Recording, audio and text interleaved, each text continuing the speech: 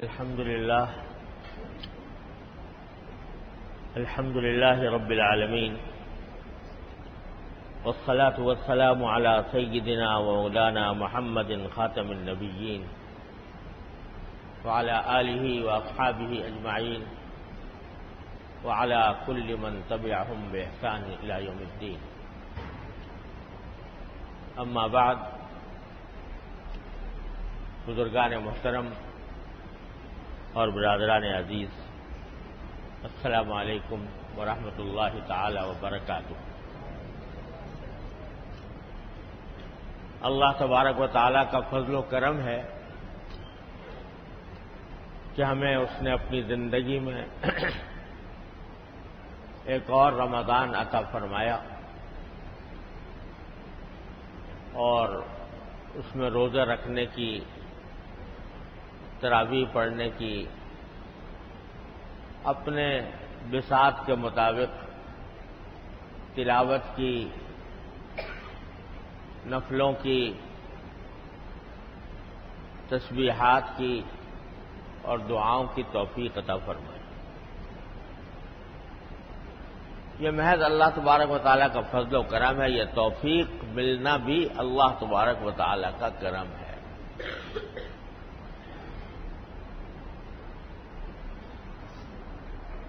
اللہ تبارک و تعالیٰ کی توفیق شامل حال نہ ہو تو بندہ کچھ نہیں کر سکتا، لہذا اس توفیق پر شکر ادا کرنا چاہیے کہ اس نے اپنے فضل و کرم سے یہ توفیق عطا فرمائی۔ اب انشاءاللہ آج 18واں روزہ ہے اور 2 دن کے بعد پرسوں کی شام سے انشاءاللہ عشرہ اخیرہ شروع ہو رہا ہے۔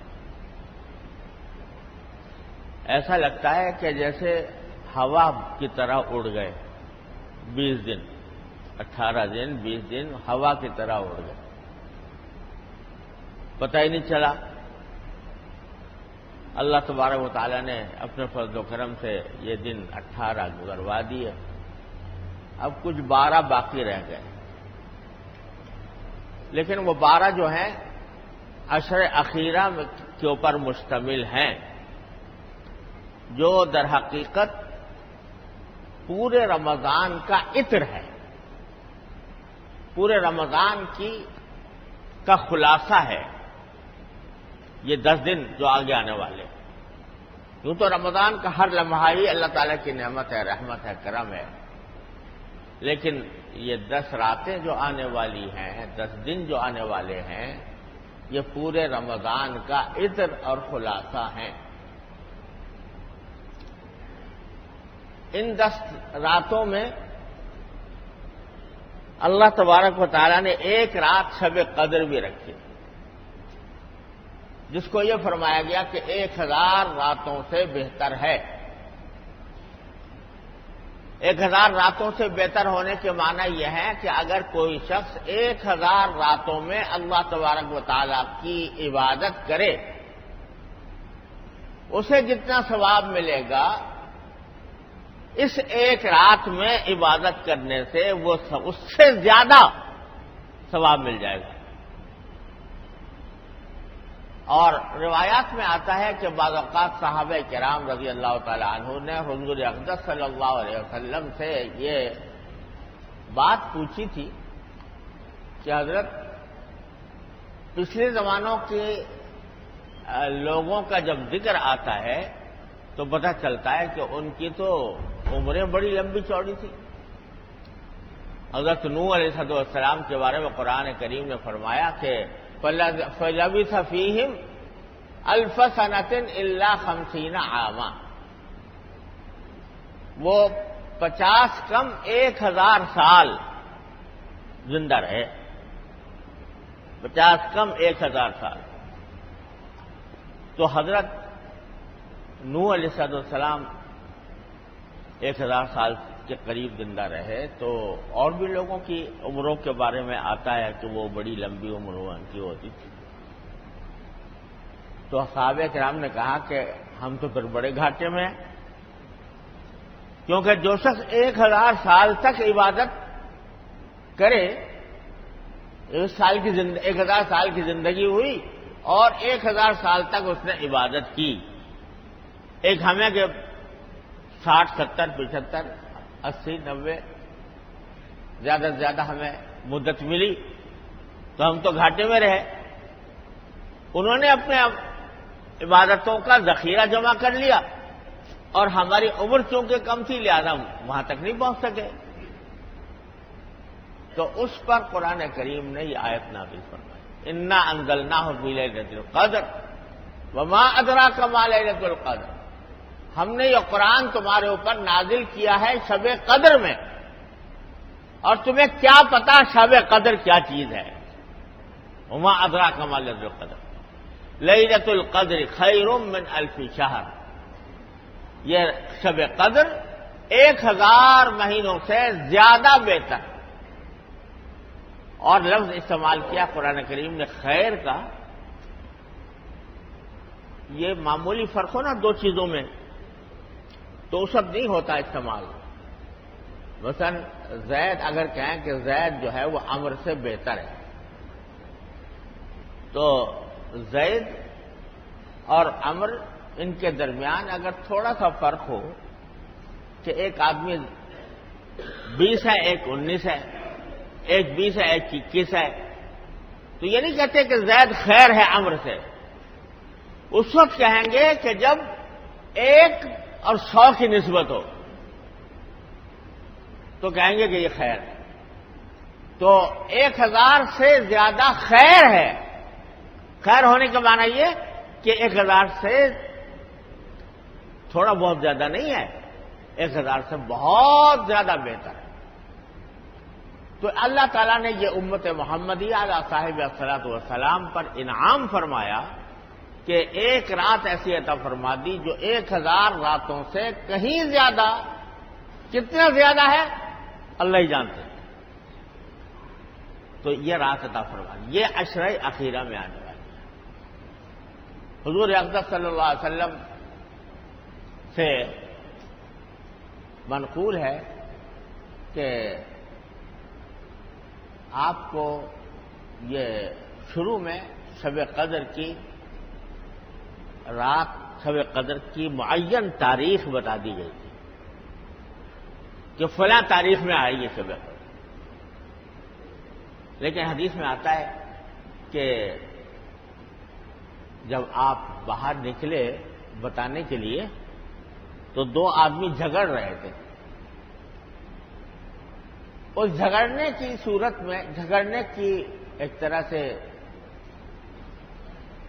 نحوست یہ ہوئی کہ رسول کریم صلی اللہ علیہ وسلم کے دل مبارک سے وہ یاد نہیں رہی کون سی تاریخ بتائی گئی. تو اب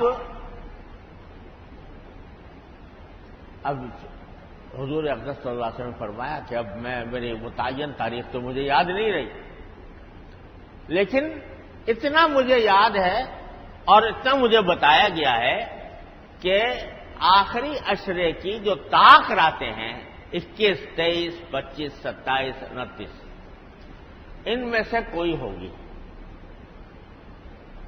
اس کو تلاش کرنا ہوگا. اصل میں اللہ تعالیٰ کی حکمتیں مصلحتیں ہماری ادراک سے بہت اونچی ہیں. اصل میں تو اللہ تعالیٰ نے طے کر رکھا تھا یقیناً کہ بھئی کون سی رات شب قدر ہے. حضور اقدس صلی اللہ علیہ وسلم کو بتا بھی دیا پھر بھلا بھی دیا. یہ اس لیے کہ اصل مقصود یہ تھا کہ میری امت اتنی بڑی رات جو 1000 مہینے سے پتہ نہیں کتنی زیادہ بہتر ہے، اتنی بڑی رات ہے تو ایسے ہی مل جائے مفت میں، پہلے سے بتا کے پتہ چل جائے کہ بس فلاں رات ہے، بس اس میں دل لگا کے پڑھ لو، عبادت کر لو. ارے بھائی جب اتنی قیمتی چیز ہے، اتنی زبردست چیز ہے کہ 1000 راتوں سے بہتر ہے تو کچھ تھوڑی سی تمہیں محنت تو کرنی پڑے اس کو حاصل کرنے میں.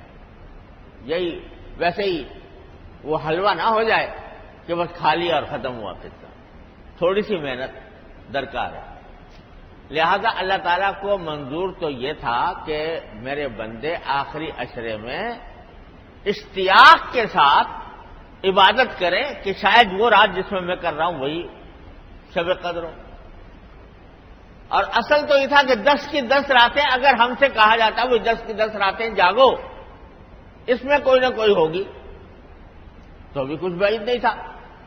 لیکن اور متعین کر دیا کہ آخری عشرے کی 10 راتوں میں سے جو طاق راتیں ہیں 21، 23، 25، 27، 29 ان میں ہوگی. اصل بات تو یہ تھی، یہی مقصود بھی تھا اللہ تعالیٰ کا. لیکن شروع میں متعین تاریخ بتا کر پھر بلا دیا یہ بتانے کے لیے کہ دیکھو مسلمانوں کے درمیان جھگڑا یہ اتنی منحوس چیز ہے کہ اس کی وجہ سے اللہ کے نبی کو شب قدر کی تاریخ کی تعیین بھلا دی گئی. تو یہ بتانا مقصود تھا کہ ارے بھائی جھگڑا نہ کرو، جھگڑوں سے بچو. آج ہماری قوم جھگڑوں ہی کے اندر پھنسی ہوئی ہے. شب قدر آ رہی ہے اور جھگڑے ہیں، ایک دوسرے کے اوپر تان و تشنیع ہے، گالی گلوچ ہے اور تانے ہیں. اسی لڑائی جھگڑے میں پڑی ہوئی ہے. جس نے شب قدر کی ناقدری کر کے اس کو بھلوا دیا تو اللہ تعالی حفاظت فرمائے. یہ لڑائی جھگڑے بڑی منحوس چیز ہے. رسول کریم سرور عالم صلی اللہ علیہ وسلم نے ایسے احکام اور ایسی تعلیمات عطا فرمائی ہیں کہ اس میں لڑائی جھگڑے یا تو ہوں ہی نہیں، اور اگر ہوں اختلافات پیدا ہو جاتے ہیں انسانوں کے درمیان تو وہ مار پیٹ تک، گالی گلوچ تک نہ پہنچے، بلکہ وہ حدیث میں فرمایا کہ جو شخص میں جنت کا ذمہ دار ہوں، جنت کے بیچوں بیچ گھر دلوانے کا ذمہ دار ہوں، اس شخص کو جو حق پر ہونے کے باوجود جھگڑا چھوڑ دے. حق پر ہے اور اگر مطالبہ کرنا چاہے حق اس کو مل سکتا ہے، لیکن سوچتا ہے کہ میں حق طلب کروں گا جھگڑا ہوگا، مقدمہ بازی ہوگی، عدالتوں تک جانا پڑے گا اور میں بھی کھینچوں گا، دوسرے کو بھی کھینچوں گا. اس سے بہتر یہ ہے کہ جھگڑا چھوڑ دو، اپنا حق چھوڑ دو. کہتے ہیں جو شخص یہ کام کرے رسول کریم صلی اللہ علیہ وسلم فرماتے ہیں میں اس کے لیے جنت کے بیچوں بیچ گھر دلوانے کا ذمہ دار ہوں. اللہ تعالی ہمیں اس پر عمل کرنے کی توفیق عطا فرمائے. تو یہ جھگڑے سے کی نحوست بتلانی مقصود تھی.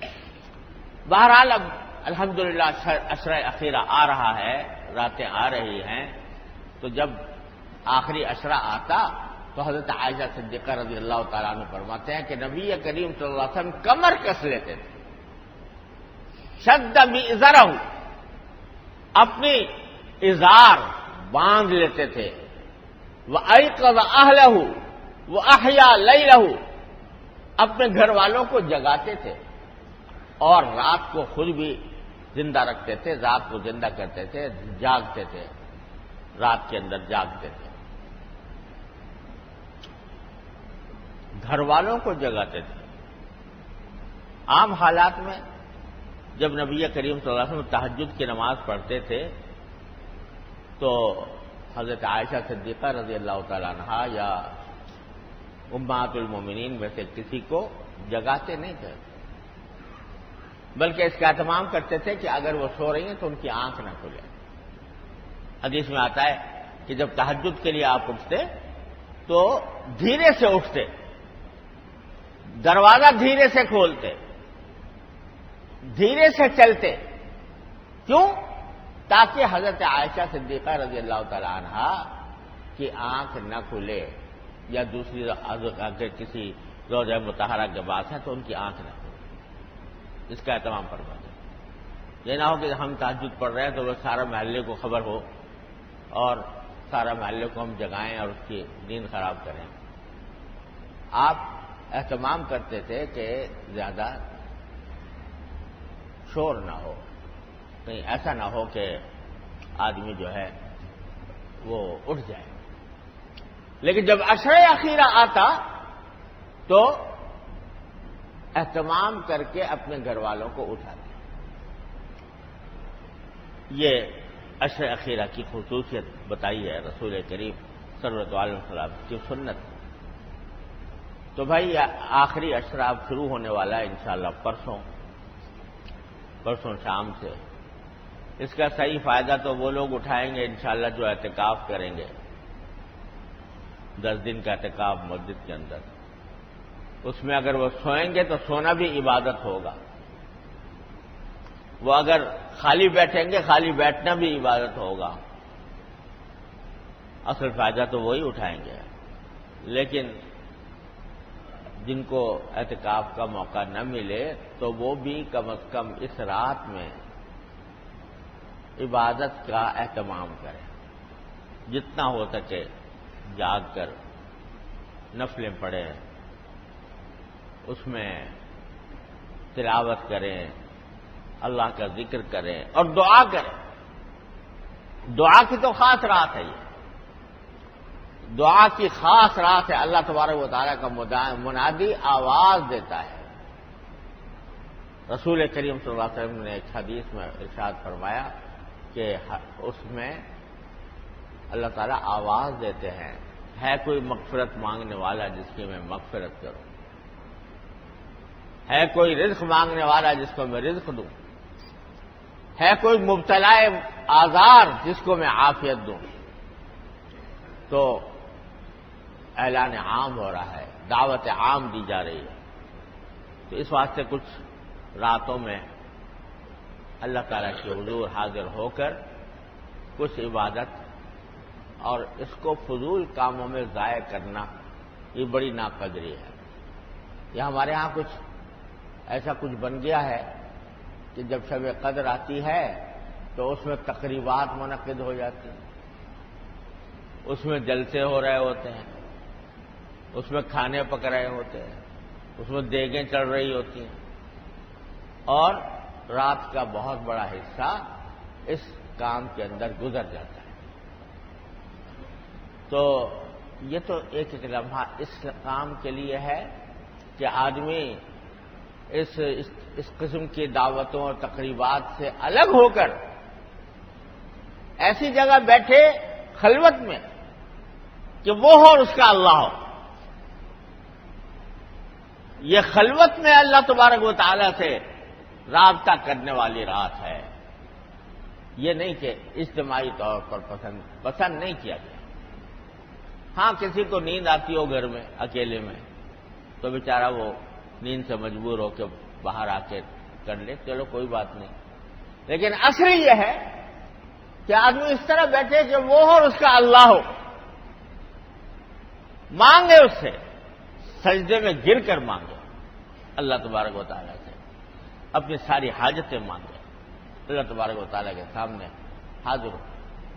سب سے اچھی بات یہ ہے کہ کم از کم 8 یا 12 رکعتیں پڑھی جائیں، اس میں جتنا ہو سکے لمبی صورتیں یاد ہوں تو بہت اچھا، نہیں تو جیسی بھی یاد ہوں 8 یا 12 رکعتیں پڑھیں، لمبے رکوع، لمبے سجدے۔ اور رکوع جو ہے نا یہ وہ حصہ ہے عبادت کا جو در حقیقت اللہ تبارک و تعالیٰ کی حمد و ثنا کے لیے۔ ایک حدیث میں روایت آتی ہے کہ آپ نے فرمایا کہ رکوع جو ہے وہ حمد و ثنا کے لیے، اللہ کی تعریف بیان کرنے کے لیے، اللہ تعالیٰ کا شکر ادا کرنے کے لیے، اللہ تعالیٰ کی ثنا کرنے کے لیے۔ تو جو جتنے ثنا کے صیغے ہیں وہ سبحان ربی العظیم خود ثنا کا صیغہ ہے، سبوح القدوس ثنا کا صیغہ ہے، سبحان اللہ والحمد للہ ولا الہ الا اللہ واللہ اکبر ولا حول ولا قوت الا باللہ العلی العظیم ثنا کا صیغہ ہے۔ جتنے ثنا کے صیغے یاد ہیں، لا الہ الا اللہ وحدہ لا شریک لہ لہ الملک ولہ الحمد یحیی و یمیت وہو علی کل شیء قدیر، یہ چوتھا کلمہ کہلاتا ہے، یہ بھی ثنا کا۔ تو حدیث میں فرمایا رکوع میں زیادہ تم اللہ کی تعریف اور ثنا کرو۔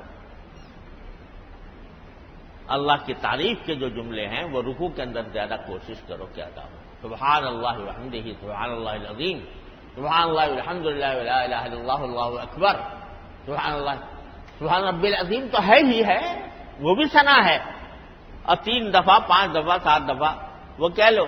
اس کے بعد اللہ کی تعریف کرو گرو کی حالت میں، سبحان اللہ الحمدللہ لا الہ الا اللہ، اللہ اکبر۔ اور سجدے میں رسول کریم صلی اللہ علیہ وسلم نے فرمایا سجدے میں بندہ اپنے پروردگار سے سب سے زیادہ قریب سجدے کی حالت میں ہوتا ہے۔ اس سے زیادہ قرب دنیا میں متصور نہیں ہے۔ میں جب سجدے میں سر رکھ دوں زمین کو آسماں کر دوں، جب زمین پر سجدے پر سر رکھ دیا تو زمین کو آسماں کر دوں، یہ براہ راست عرش سے تعلق قائم ہو جاتا ہے، عرش تک پہنچتا ہے یہ سجدہ اگر دھیان سے کیا جائے، پیشانی زمین پر اللہ کے لیے ٹیکی جائے تو یہ اللہ تعالیٰ سے قرب کا اس سے زیادہ بہتر اور قریب تر کوئی عمل نہیں سجدے میں۔ تو سرکار دو عالم صلی اللہ علیہ وسلم فرماتے ہیں بندہ اپنے پروردگار سے سب سے زیادہ قریب سجدے میں ہوتا ہے۔ چونکہ سجدے میں ہوتا ہے لہذا فرمایا فَأَكْثِرُوا فِيهِ الدُّعَاء، اس میں دعائیں کثرت سے مانگو سجدے میں، یعنی وہ دعائیں جو قرآن میں آئی ہیں یا جو رسول کریم صلی اللہ علیہ وسلم نے سکھائی ہیں، عربی کی دعائیں، ربنا آتنا فی الدنیا حسنہ وفی الآخرۃ حسنہ وقنا عذاب النار، ربنا اغفر لنا ذنوبنا واسرافنا فی امرنا وثبت اقدامنا وانصرنا علی القوم الکافرین، جتنی دعائیں قرآنی دعائیں یا حضور اقدس صلی اللہ علیہ وسلم سے منقول ہے وہ دعائیں مانگو۔ حدیث میں آتا ہے کہ رسول کریم صلی اللہ علیہ وسلم جب سجدے میں جاتے تھے تہجد میں تو اتنا لمبا سجدہ اوقات کرتے تھے، حضرت عائشہ فرماتی ہے مجھے ڈر لگنے لگتا تھا کہ کہیں ایسا تو نہیں کہ روح پرواز کر گئی، سجدے میں اتنی دیر سے پڑے ہوئے روح پرواز کر گئی۔ تو بعض اوقات میں اٹھ کر انگوٹھا ہلا کر دیکھتی تھی کہ آپ باحیات ہیں یا نہیں۔ تو ایک رات میں نے دیکھا سجدے میں بہت دیر ہو گئی تھی تو میں نے دیکھا انگوٹھا ہلا کر اندازہ کرنے کی کوشش کی تو پتہ چلا کہ حیات ہیں، اور پھر انہیں آپ کے سسکیوں کے ساتھ یہ آواز آ رہی تھی کہ اللہم انی اعوذ برضاک من سخطک وبمعافاتک من عقوبتک واعوذ بک منک لا احصی ثناء علیک انت کما اثنیت علیک۔ سجدے کی حالت میں یہ دعا مانگ رہے تھے کہ یا اللہ میں آپ کی رضامندی کی پناہ چاہتا ہوں، آپ کی ناراضی سے، آپ کی ناراضی سے آپ کی رضامندی کی پناہ چاہتا ہوں، اعوذ برضاک من سخطک وبمعافاتک من عقوبتک۔ اے اللہ آپ کی جو شان عفو و کرم ہے اس کی پناہ مانگتا ہوں آپ کے عذاب سے، وَأَعُوذُ بِكَ مِنْكَ، اور آپ ہی کے پناہ چاہتا ہوں خود آپ سے، یعنی آپ اگر اللہ بچائے عذاب دینے پر آ جائیں اور پریشان کرنے پر آ جائیں تو آپ کی دی ہوئی پریشانی سے پناہ کسی اور کے پاس نہیں ہے سوائے آپ کے۔ اللہم انی اعوذ بک منک، آپ ہی سے پناہ مانگتا ہوں آپ کی۔ جیسے چھوٹا بچہ ہوتا ہے نا، وہ ماں اس کو مار رہی ہوتی ہے اور وہ چیخ رہا ہوتا ہے، لیکن چیخ کے پھر ماں ہی کے اندر گھسے گا کہ مارنے والی بھی یہ ہے لیکن مار سے بچانے والی بھی یہی ہے۔ تو اللہم اعوذ بک منک، میں آپ کی پناہ چاہتا ہوں آپ سے، یعنی آپ کے عذاب سے، آپ کی رحمت کی پناہ چاہتا ہوں آپ کے عذاب سے، یہ فرما رہے تھے سجدے کے اندر پڑے ہوئے، تنہائی میں، رات کا اندھیرا ہے، تنہائی ہے، کوئی سننے والا نہیں ہے، اپنے اللہ سے رابطہ قائم کیا ہوا ہے۔ تو یہ راتیں اسی کام کی ہیں کہ آدمی سجدے میں گر کر اپنے پروردگار سے رابطہ پیدا کرے۔ ارے کہہ لو جو کچھ کہنا ہے۔ ایک تو ہے نماز کا سجدہ، اس کے اندر تو صرف قرآنی دعائیں اور معذور دعائیں پڑھنی چاہیے، مانگنی چاہیے، عربی والی، اور اگر دل چاہے تو نماز کے علاوہ بھی سجدہ کر سکتے ہیں۔ بعض لوگ سمجھتے ہیں ناجائز ہے یہ نماز کے علاوہ سجدہ کرنا، یہ درست نہیں ہے۔ نماز کے علاوہ بھی سجدے میں پڑھ کر دعا کر سکتے ہیں، اور سجدے میں پڑھ کر اپنی زبان میں دعا کر سکتے ہیں۔ اللہ میاں نے اپنے تک پہنچنے کا کوئی راستہ بند نہیں کیا، تو سجدے میں پڑھ کر آپ مانگو اور اپنی زبان میں مانگو، تاکہ دل کھول کے رکھ دو اپنے اللہ میاں کے سامنے کہ یا اللہ مجھے یہ تکلیف ہے، مجھے دور کر دیجئے، میری یہ پریشانی ہے، یہ دور کر دیجئے، یا اللہ مجھے اپنا بنا لیجئے، میرے اپنے ساتھ قرب عطا فرما دیجئے، اپنے ساتھ تعلق عطا فرما دیجئے، خاص تعلق عطا فرما دیجئے۔ مانگو، یہ راتیں اسی کام کے لیے آ رہی ہیں۔ اللہ تعالیٰ مجھے آپ کو اس کی توفیق عطا فرمائے، ان سے فائدہ اٹھانے کی توفیق عطا فرمائے، ناقدری سے بچائے۔ اور ایک بات اور عرض کر دوں بھائی کہ حدیث میں یہ فرمایا تھا رسول کریم صلی اللہ علیہ وسلم نے کہ جو شخص لیلۃ القدر کی خیر سے محروم رہے وہ بڑا محروم ہے۔ جو لیلۃ القدر کی خیر سے محروم رہے وہ بڑا محروم ہے۔ یعنی ایک اتنا زبردست اللہ نے موقع دیا ہے، اس سے بے اعتنائی کر کے، بے پرواہی کر کے اس سے اپنے آپ کو محروم کرے تو اس سے بڑا محروم اور کون ہے؟ تو بزرگوں نے فرمایا کہ کم از کم آدمی اتنا تو کرے، یہ طے کر لے کہ شب قدر میں یا عشر اخیرہ میں رات کی کوئی نماز تکبیر اولیٰ کے بغیر نہیں پڑھوں، مغرب، عشاء، فجر، یہ تینوں نمازیں تکبیر اولیٰ سے پڑھوں۔ اگر کوئی شخص اس کا بھی اہتمام کر لے تو محروم نہیں رہے گا انشاءاللہ۔ تو بھائی اللہ تبارک و تعالی مجھے بھی آپ کو بھی اس عشر اخیرہ کی برکات سے بہرور ہونے کی توفیق عطا فرمائے، ان مبارک ساعتوں سے صحیح فائدہ اٹھانے کی توفیق عطا فرمائے۔ اور پھر بھائی یہ عشرہ جو ہے حدیث کے مطابق آگ سے رہائی کا بھی عشرہ ہے، تو یہ دعا سب مانگیں کہ اللہ ہمیں اس عشرے میں آگ سے مستقل رہائی عطا فرما۔